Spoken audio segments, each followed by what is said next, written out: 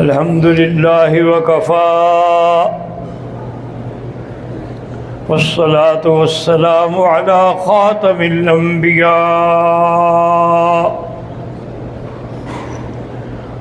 سيدنا وحبيبنا محمد المصطفى وعلى آله المجتبى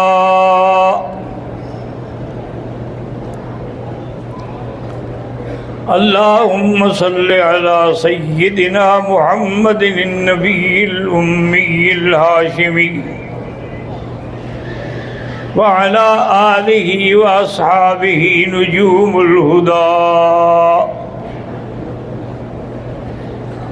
أما بعد فقد قال الله تبارك وتعالى في القرآن المجيد والفرقان الحميد أعوذ بالله من الشيطان الرجيم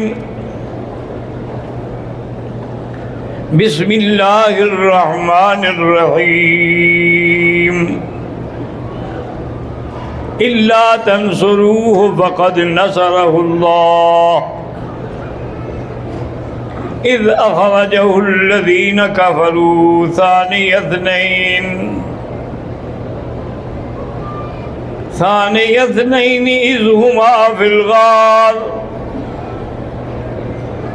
إذ يقول لصاحبه لا تحزن إن الله معنا قال النبي صلى الله عليه وسلم اقتدوا بالذين من بعد أبي بكر وعمر أو كما قال رسول الله صلى الله عليه وسلم صدق الله العلي العظيم وصدق رسوله النبي الكريم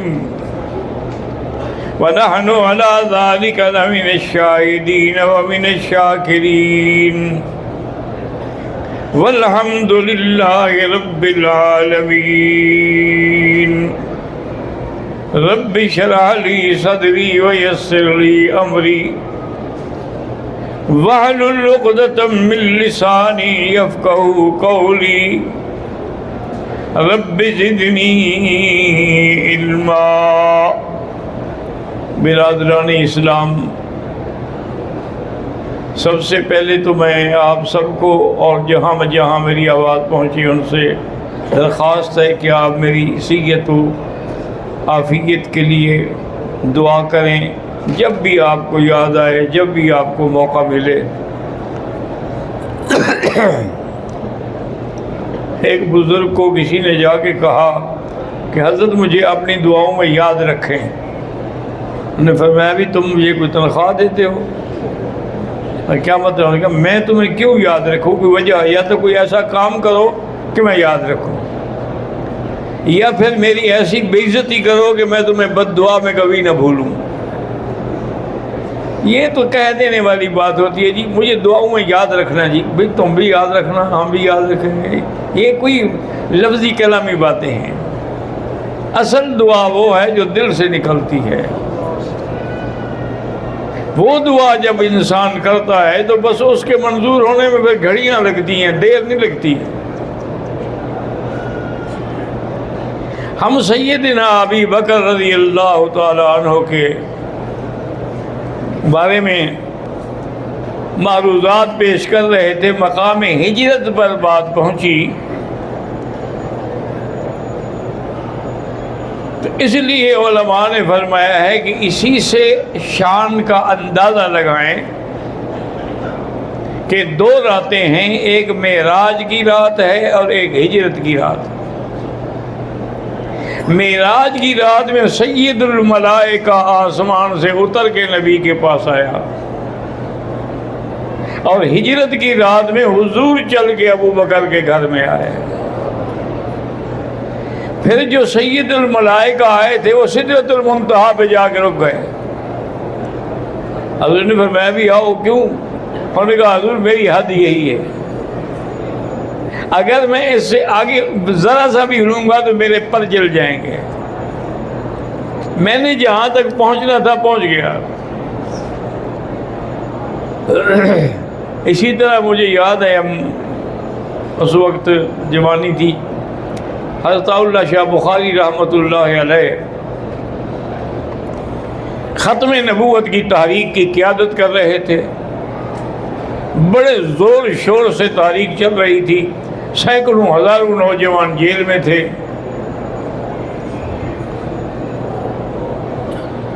اس کے بعد حضرت بخاری رحمۃ اللہ علیہ جب تحریک ختم ہو گئی، بعد میں ایک جلسے میں گئے تو ایک صاحب نے خط لکھا اور نے کہا شاہ جی تحریک ختم نبوت میں حضرت نورانی رحمۃ اللہ علیہ آپ کے ساتھ تھے، پھر وہ اتنا بڑا عالم آپ کو کیوں چھوڑ گیا؟ تو شاہ جی نے مسکرایا اور فرمایا بھائی نوریوں کی عادت یہی ہے، وہ چھوڑ جاتے ہیں۔ اور نے فرمایا بھائی نوریوں کی عادت یہی ہے، نوری نے تو میرے نانے کو بھی چھوڑ دیا سدرۃ المنتہا پہ، تو یہ میرے ساتھ کب تک چلتا؟ تو اس لیے سیدنا محمد مصطفیٰ صلی اللہ علیہ وسلم، اب آپ اس سے اندازہ کریں کہ حضور نے اپنے بستر پہ حضرت علی کو سلایا اور امانتیں اس کے سپرد کی، تو علماء فرماتے ہیں کہ کافروں کی امانتیں، مشرکوں کی امانتیں تو علی کے سپرد ہیں، لیکن اللہ کی امانت ابو بکر کے سپرد تھی۔ سبحان اللہ۔ اور کہتے ہیں اسی میں کبھی غور کیا کرو کہ حضرت علی نے تو نبی سے لڑکی لی ہے، اصل تو ابو بکر ہے جس نے لڑکی دی ہے، اور حضرت علی تو ہمیشہ حضور کے گھر سے کھاتے رہے، اور ابو بکر ساری زندگی حضور کو کھلاتا رہا، لیکن ہمارے لیے سب شان والے ہیں۔ اللہ تبارک و تعالی اب جب حضور صلی اللہ علیہ وسلم نکلے تو آپ نے حضرت ابو بکر سے فرمایا کہ ابو بکر قریش مکہ جو ہے نا، یہ زمیندار لوگ ہیں، ان کو پیرے کی بڑی شناخت ہوتی ہے، پیروں کی، مال مویشی بھاگ جاتے ہیں نا، اور ان کے پاس قائف بھی ہوتے ہیں پیرا اٹھانے والے، تو یہ کہیں ہمیں نہ پکڑنے، پورا پاؤں نہ رکھو زمین پر، اگلے حصے پہ زور دے کے چلو۔ حضرت ابو بکر فرماتے ہیں کہ میں نے حکم کی تعمیل کی، لیکن تھوڑی دیر گزری کہ میری نظر پڑی کہ حضور کے پاؤں خون سے بھر گئے صلی اللہ علیہ وسلم۔ اتنی شان والا وجود، جو حضرت انس کہتے ہیں کہ ریشم و کم خواب بھی اتنی نرم نہیں تھا جتنی حضور کی تلیاں نرم تھیں، اور وہ پتھروں پہ چل رہا ہو۔ تو حضرت صدیق نے عرض کیا حضور میری بات کو نہ ٹالیں، میں بیٹھ جاتا ہوں، آپ میرے کندھے پہ بیٹھ جائیں، میں آپ کو اٹھا کے لے جاؤں گا، میں یہ تکلیف نہیں برداشت کر سکتا۔ اسی لیے حضرت علی رضی اللہ تعالی عنہ ایک مجلس میں بیٹھے ہوئے تھے صحابہ کی، تو انہوں نے مختلف سوال کیے۔ ایک سوال تو یہ کیا کہ صحابہ میں سب سے بڑا بہادر کون ہے؟ اس کا مقصد تھا کہ حضرت علی سے بڑا بہادر کون ہو سکتا ہے؟ تو حضرت علی نے فرمایا کہ ابو بکر بہادر ہے۔ اور نے کہا ابو بکر کیسے بہادر ہے؟ اور نے کہا حضور جب کعبے کے اندر داخل ہوئے اور مجھے بلایا اور مجھے کہا کہ علی بیٹھ جاؤ، میں تمہارے کندھے پہ کھڑے ہو گئی، یہ جو تصویریں بنی ہوئی ہیں بتوں کی یہ مٹوا دوں۔ تو حضور نے اپنا ایک قدم رکھا تو میں نے کہا قط یا حضرت، بس یا حضرت میں نہیں برداشت کر سکتا، میں بوجھ نبوت نہیں اٹھا سکتا۔ تو حضور نے فرمایا اچھا حضرت علی تم ایسا کرو، میں بیٹھ جاتا ہوں، تم میرے کندھے پہ کھڑے ہو جاؤ۔ کسی کے کندھے پہ سوار ہوتے ہیں، کسی کو خود اپنے کندھے پہ بٹھا دیتے ہیں، لیکن تصویریں تو مٹانی ہیں۔ بہرحال وہ تصویریں مٹا دی گئیں. اور دوسرا حضرت علی نے فرمایا کہ جنگ بدر کے موقع پر عریش بدر پر پہرا دینے کے لیے ہم نے کہا کون آگے آتا ہے؟ تو ابو بکر تلوار کھینچ کے آگے آ گئے. انہوں نے کہا جائیں آپ اپنا کام کریں، میں حضور پہ پہرا دوں گا. تو اس وقت کسی نے جرت نہیں کی جو ابو بکر نے کی. تو لہٰذا سب سے بڑا بہادر جو ہے وہ ابو بکر ہے. اب اس نے ایک نازک سوال کیا. انہوں نے کہا اچھا حضرت علی یہ تو بتائیں سب سے بڑا عالم کون ہے؟ چونکہ حضرت علی تو علم میں مشہور تھے نا کہ انا مدینۃ العلم وعلی بابھا. تو حضرت علی نے فرمایا کہ میرے بھائی علم میں بھی اب سب سے بڑا عالم ابو بکر ہے. انہوں نے کہا حضرت کیسے؟ انہوں نے فرمایا حضور نے بیماری میں یہ ارشاد فرمایا تھا کہ مرو ابا بکر فلیصلی بالناس، ابو بکر سے کہو میرے مصلی پہ کھڑے ہو کے نماز پڑھائے. اور ادھر حضور نے اپنی حدیث میں سمجھایا ہے کہ فلیؤمکم اعلمکم بکتاب اللہ، تمہارا امام وہ بنے جو اللہ کے قرآن سے سب سے زیادہ علم رکھتا ہو. تو اگر ابو بکر سے زیادہ کوئی عالم ہوتا تو اس کو مصلی پہ کھڑا کرتے. جب حضور نے کسی اور کو کھڑا نہیں کیا، ابو بکر کو کھڑا کیا، معلوم ہوا کہ سب سے بڑا عالم بھی ابو بکر ہے. اب حضور صلی اللہ علیہ وسلم کو لے کر اب بھی یہاں جبل ثور پہاڑ جو ہے نا وہ موجود ہے. غار ثور بھی اسی کے اندر ہے، لیکن ہر آدمی تو نہیں چڑھ سکتا. یہاں مکے والے لوگوں کا ہم نے بچپن میں جب چھوٹے چھوٹے تھے پڑھتے تھے دیکھتے تھے کہ ان کا ایک طریقہ تھا کہ وہ سارا کھانا وانا بنا کے عشاء کی نماز حرم میں پڑھ کے چل پڑتے تھے، 10 15 20 آدمی، اور جا کے غار پہ چڑھ کے غار ثور پہ پہنچتے تھے. وہیں کھانا کھاتے، وہیں رہتے، صبح کی نماز پڑھتے، پھر اترتے تھے. اور ایک تجربہ علماء مکہ نے، اہل مکہ نے یہ بھی بتلایا. انہوں نے کہا حضرت ایک بات یاد رکھیں، جس کے دل میں بغض ابو بکر ہوگا وہ کبھی غار ثور پہ نہیں چڑھ سکتا. انہوں نے کہا تجربہ کرو، کسی شیعہ کو کہو چڑھ کے دکھا دے. غار بھی موجود ہے، شیعہ بھی موجود ہے، گھوڑا بھی موجود، میدان بھی موجود. نیچے کھڑے رہیں گے، اوپر کبھی نہیں جائیں گے، جا ہی نہیں سکتے، وہ بیچارے کریں کیا. جب حضور صلی اللہ علیہ وسلم ماں ابو بکر اوپر پہنچ گئے تو حضرت ابو بکر نے عرض کیا کہ یا رسول اللہ یہ مدتوں کی غاریں ہیں، خالی پڑی ہیں، اللہ عالم ان میں کوئی بلائیں ہوں، آپ تشریف رکھیں، میں اندر صفائی کر لوں. تو حضرت ابو بکر نے جا کے اپنے کپڑے سے، چادر سے، رومال سے ساری غار کی صفائی کی، اور جتنی اس میں سوراخ تھے اس میں کپڑے دیے. ایک سوراخ بچ گیا، کپڑا کوئی نہیں رہا. تو حضرت علی نے اپنی ایڑی رکھی اور حضور صلی اللہ علیہ وسلم کی خدمت میں عرض کیا کہ حضور تشریف لے آئیں. اب حضور اندر گئے اور جا کے ابو بکر کی گود میں سر رکھ کے سو گئے. اسی لیے بعض علماء نے نقطہ لکھا ہے کہ غار میں جب تک ابو بکر نہیں گیا محمد بھی نہیں گیا. اگر تمہارے دل کے غار میں ابو بکر کی محبت ہوگی تو محمد مصطفیٰ کے دروازے پر بھی جاؤ گے. حضور صلی اللہ علیہ وسلم سو گئے. اب مکے کے کافر جو تھے نا جی، وہ بھی تو بڑے محنت کرنے والے لوگ تھے. وہ کائف ڈھونڈتے ڈھونڈتے ڈھونڈتے اسی غار کے سرے پہ آ گیا، یعنی ڈھونڈ لی جگہ انہوں نے. لیکن اللہ نے ایسا انتظام کیا کہ وہاں فوراً مکڑی نے جالا تن دیا. اب سب سے کمزور چیز مکڑی کا جالا ہے. اللہ نے ابو جہل والی قوت والے کو مکڑی والے جالے سے رکوایا. اب جب اس نے دیکھا تو اس نے کائف سے کہا کیا کہتے ہو، اس غار میں اگر حضور داخل ہوتے یہ جالا بھی نہ ٹوٹتا. غلط کہتے ہو، اس میں حضور داخل نہیں ہوئے.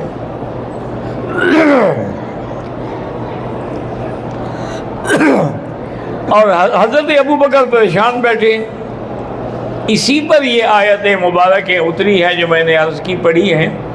اِلَّا تَنْصُرُوهُ فَقَدْ نَصَرَهُ اللَّهُ.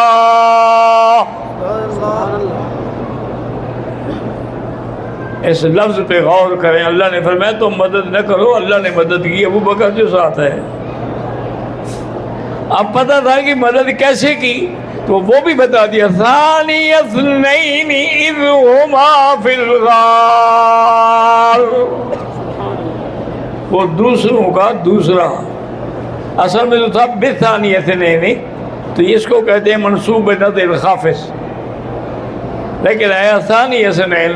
تو اب ثانی اثنین قرآن کے فرمان کے مطابق ابو بکر کا لقب ہو گیا کہ جب آپ غار میں تھے. اور اس بار آیت میں بھی غور کریں کہ اذ اخرجہ الذین کفروا، جب ان کو میرے مدنی کو ابو بکر کو کس نے نکالا تھا؟ کافروں نے. میں نہیں کہتا، قرآن کہہ رہے ہیں نا اذ اخرجہ الذین کفروا، تو معلوم ہوا کہ جو نہیں مانے گا وہ بھی کافر ہے. اسی طرح قرآن میں ہے کہ اذا قیل لهم آمنوا کما آمن الناس، لوگوں ایمان لاؤ جیسے میرا ابو بکر عمر ایمان لائے ہیں. اگر ایمان نہ لائیں تو وہ تو ایمان کا نمونہ ہے، انکار کریں گے تو پھر کفر ہوگا. تھوڑی دیر گزری، حضور نے فرمایا ابو بکر کیوں غم گزرے؟ یار سلح اوپر کھڑے ہیں، اگر نیچے نظر ڈالی ہے تو ہمیں دیکھ لیں گے. فرمایا لا تحزن، غم نہ کرو. تو اس لیے یاد رکھو قرآن پاک میں دو لفظ آتے ہیں، ایک لا تحزن، ایک لا تخف. کہ موسیٰ علیہ السلام کو جب اللہ نے فرمایا وما تلک بیمینک یا موسیٰ، تمہارے ہاتھ میں کیا ہے؟ قال ہی عصای، یا اللہ میری لکڑی ہے. اتوکا علیہا واحش بہا علی غنمی، میں اس میں ٹیک بھی لگا لیتا ہوں، بکریوں کے لیے پھلیاں بھی اتار لیتا ہوں، اور بھی کئی کام لیتا ہوں. قال القھا یا موسیٰ، پھینکو لکڑی. اب حضرت نے جب لکڑی پھینکی فَإِذَا هِيَ حَيَّةٌ تَسْعَىٰ، وہ تو سانپ بن کے بھاگ رہا تھا. حضرت ابو بکر تو ڈر گیا کہ سانپ ہے سانپ. اللہ نے فرمایا لا تخف، ڈرو مت. یہاں ابو بکر حضرت موسیٰ اپنے لیے ڈر رہے تھے تو لفظ آیا لا تخف، ڈرو نہیں. یہاں اللہ نے یہ نہیں فرمایا کہ لا تخف، لا تحزن، میرے نبی کا غم نہ کر ابو بکر، میں جو ساتھ ہوں. تو تحزن ہوتا ہے جب دوسرے کے لیے غم کیا جائے. جیسے کہ اللہ نے موسیٰ علیہ السلام کے پیدا ہونے پر ان کی والدہ کو فرمایا تھا کہ لا تخافی ولا تحزنی، تم خود بھی نہ ڈرو اور اس کا غم بھی نہ کرو. جو میرا حکم ہے چھوڑ دو دریا میں جانوں اور موسیٰ جانے. اور یہاں کتنی بڑی نصیب کی بات ہے. فرمایا ان اللہ معنا، اللہ ہم دونوں کے ساتھ ہے. جب فرعون کی فوجوں سے نکل کر موسیٰ علیہ السلام بنو اسرائیل کو لے کے جا رہے تھے تو انہوں نے کہا کہ حضرت پیچھے فرعون بدبخت کی فوجیں ہیں، آگے دریا ہے، ہم کہاں جائیں؟ اور میں گھبراتے کیوں ہو؟ ان ربی معی، میرا رب میرے ساتھ ہے. سیہدین، وہ ہمیں رستہ دکھائیں گے. موسیٰ نے کہا میرے ساتھ ہے. یہ میرے مدنی کی شان ہے. فرمایا ان اللہ معنا، اللہ ہم دونوں کے ساتھ ہے. فانزل اللہ سکینتہ علیہ، اللہ تبارک و تعالیٰ نے سکون اور راحت جو تھی وہ حضرت ابو بکر پہ اتاری. بعض علماء تو کہتے ہیں اس سے مقصد ہے کہ حضور پہ اتاری اور بتبع ابو بکر، لیکن اصل گھبرا تو ابو بکر رہے تھے، حضور تو گھبرا ہی نہیں رہے تھے. وَأَيَّدَهُ بِجُنُودٍ لَّمْ تَرَوْهَا وَجَعَلَ كَلِمَةَ الَّذِينَ كَفَرُوا السُّفْلَىٰ وَكَلِمَةُ اللَّهِ هِيَ الْعُلْيَا. اور اس سارے دور میں غار میں ابو بکر ساتھ ہے، روٹی لانے والی اس کی بیٹی اسما ہے، قصہ کہانی آگے پہنچانے والا عبداللہ ابن ابی بکر ہے اور بکریاں لانے والا عامر ابن فہیرہ ہے. سارا ابو بکر کا گھرانہ حضور کی خدمت میں لگا ہوا ہے. اب جب 3 دن گزر گئے، 3 دن کے بعد کا پروگرام تھا، بھی اب اطمینان ہے، اب کافر ادھر نہیں آتے، تو آپ نے حکم دیا کہ اپنے ملازم سے کہو کہ اونٹنیاں لے آئے تاکہ ہم چلیں. عجیب بات ہے، تاریخ میں باقاعدہ موجود ہے، جن کو تم سمجھتے ہو نا وہابی ہیں اور حضور کوئی نبوت سے عشق نہیں ہے.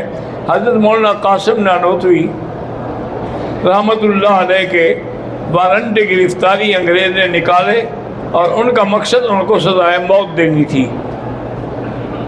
تو سارے دوست اکٹھے انہوں نے کہا حضور مہربانی کریں، آپ اب مسجد میں نہ رہیں، آپ چھپ جائیں. اچھا بھائی. تو حضرت مولانا قاسم نانوتوی چھپ گئے. 3 دن کے بعد آئے شاگرد تو دیکھا کہ آپ تو کھڑے ہیں مسلح پہ. انہوں نے کہا حضرت بڑے چھپے ہو. انہوں نے کہا حضور نے 3 راتیں غار میں گزاری تھی، 4تھی رات نہیں گزاری. میں حضور کی سنت کی مخالفت کیسے کر سکتا ہوں؟ پکڑا جاؤں گا تو پکڑا جاؤں گا، حضور کی سنت کی مخالفت میں نہیں کر سکتا. اللہ کی شان ہے، ابھی مسجد میں آپ کھڑے تھے، وہ انگریزوں کے پکڑنے والے جو تھے وہ بھی آ گئے. تو انہوں نے آ کے پوچھا، ان کو پتہ نہیں تھا کہ مولوی قاسم یہ ہے. تو انہوں نے پوچھا بھی مولوی قاسم کو جانتے؟ کہاں ہے آپ؟ 1 قدم ادھر ہو گئے. فرمایا ابھی تو یہی تھا. یعنی پہلے تو وہ یہی کھڑے تھے نا، وہ سمجھے کہ اب تو چلا گیا ہے نا، ابھی تو یہی تھا پر اب نہیں ہے. تو اللہ تبارک و تعالی نے بچا بھی لیا. تو حضور صلی اللہ علیہ وسلم ایک اونٹنی پر پیچھے ابو بکر ہے، دوسری اونٹنی پر آپ کا غلام عامر ابن فہیرہ ہے، اور ایک راستہ دکھانے والا عبداللہ ابن اریکت ہے. یہ 2 اونٹنیاں جو تھیں خفیہ راستے سے چل پڑی. وہ اسی لیے تو تھا راستہ دکھانے کے لیے. جب حضور پاک گئے تقریباً رابق سے کچھ پہلے، حضور رونے لگ گئے. حضور صلی اللہ علیہ وسلم رو پڑے. تو حضرت صدیق نے عرض کیا حضور کیوں رو رہے ہیں؟ مجھے بھی بتائیں، پھر میں بھی آپ کے رونے میں شریک ہو جاؤں. فرمایا ابو بکر میں جب یہاں آیا ہوں نا تو مکے والا راستہ جو ہے نا وہ مجھے نظر آ گیا. اصل سیدھا راستہ تو نہیں آتا تھا نا، ہم تو ٹیڑھے راستے سے آئے ہیں. تو اس راستے کو دیکھ کر مجھے کعبہ یاد آ گیا کہ آج میں اللہ کے گھر کو چھوڑ کے جا رہا. ابھی حضور کے آنسو نہیں تھمے تھے. اللہ نے جبریل بھیجا کہ جا کے میرے مدنی سے کہہ دو ان الذی فرض علیک القرآن لرادک الی معاد. اللہ نے فرمایا میرا مدنی جس رب نے تجھ پہ قرآن اتارا ہے وہی رب تمہیں پھر مکے میں لے آئے گا. کیوں گھبراتے ہو؟ اگر قرآن کی وحی کوئی دنیا کی طاقتیں نہیں روک سکیں، تمہیں بھی مکے میں واپس لانے سے کوئی نہیں روک سکتا. اب حضور کا اطمینان ہو گیا، حضور خوش ہو گئے. جب آگے گئے تو قبیلہ بنو مدلج ایک بڑا قبیلہ ہے، ان کا سردار تھا سراقہ. وہ اپنے گھوڑے پہ بیٹھا، دوڑایا گھوڑا، حضور کی اونٹنی کے قریب آیا تو گھوڑا زمین میں دھنس گیا. وہ سمجھ گیا کہ بھئی میں جس کو پکڑنا چاہتا ہوں وہ اللہ کا نبی ہے. اور آواز دی، حضور رک جائے، بس مجھے سمجھ آ گئی، بس ایک مہربانی کریں، اس راستے سے میں آپ کے کسی دشمن کو نہیں آنے دوں گا، لیکن ایک آپ بھی مہربانی کریں کہ مجھے ایک عہد نامہ لکھ دیں کہ جب اللہ آپ کو سارے مکے کی اور عرب کی شاہی دیں گے تو مجھے امان ملے گی. حضور میں ابو بکر اس کو لکھ دو. حضرت ابو بکر نے لکھ کے دے دیا. تو سراقہ چلا گیا، جو بھی ملے انہوں نے نہیں اس راستے سے حضور نہیں ہے، میں دور تک دیکھ کے آ رہا ہوں، کسی کو اس راستے پہ نہیں جانے دیا. اس کے بعد دونوں جو ہیں وہ ایک بی بی تھی، بی بی ام معبد، اس کے خیمے پہ پہنچے. حضور پاک نے فرمایا کہ بی بی ہم مسافر ہیں، اگر گھر میں کچھ ہے یا رسول اللہ کچھ بھی نہیں، میرا خاوند تو بکریاں چرانے گیا ہے اور میں گھر میں اکیلی ہوں، لیکن مرحباً آپ مہمان ہیں، آپ بیٹھیں۔ حضور نے فرمایا یہ جو بکری بیٹھی ہے، حضور نے کہا حضور چلنے کے قابل ہوتی تو ریوڑ کے ساتھ نہ جاتی، یہ تو بیچاری بیمار ہے، یہ تو کھڑی نہیں ہو سکتی۔ حضور نے فرمایا تمہاری اجازت ہو تو ہم دودھ لے لیں؟ انہوں نے کہا حضرت اجازت ہے۔ تو آپ گئے، آپ نے بکری پہ ہاتھ پھیرا اور کہا کہ اللہ آج اس بکری کا تیرا نبی مہمان ہے۔ تو بکری فوراً کھڑی ہو گئی اور تھن بھر گئے دودھ سے۔ حضور نے ایک برتن بھرا، گھر والوں کو دیا، دوسرا برتن بھرا، گھر والوں کو دیا، تیسرا برتن بھرا ابو بکر اور آپ نے اپنے فیرہ کو دیا، اس کے بعد جو چوتھا برتن تھا اس سے آپ نے پیا۔ اتنا اس میں دودھ ہو گیا کہ کوئی تصور ہی نہیں تھا، اور وہ ام محبت دیکھ رہی اور حیران ہو رہی ہے کہ بھی کہاں سے ایک سیکنڈ میں ٹھیک ہو گئی۔ حضور صلی اللہ علیہ وسلم چلے گئے، راستے میں بریدہ اسلمی، وہ بھی ایک قبیلے کا سردار تھا، اس کو بھی لالچ تھی کہ 200 اونٹ ملے گا میں جا کے حضور کو پکڑ لوں۔ وہ بھی حضور کو پکڑنے کے لیے آیا، جب سامنے آیا اور چہرے پہ نظر پڑی تو اس نے کہا اشہد ان لا الہ الا اللہ واشہد ان محمد رسول اللہ، یا رسول اللہ میں بھی کلمہ پڑھتا ہوں، اب میں آپ کا جھنڈا بردار بن کے خادم بن کے چلوں گا مدینے تک۔ تو وہ ان کو لے کے پھر مدینے کی طرف روانہ ہوئے۔ دعا کرو اللہ ہمیں بھی مدینہ نصیب فرمائے اور مدینے کا ادب بھی نصیب فرمائے۔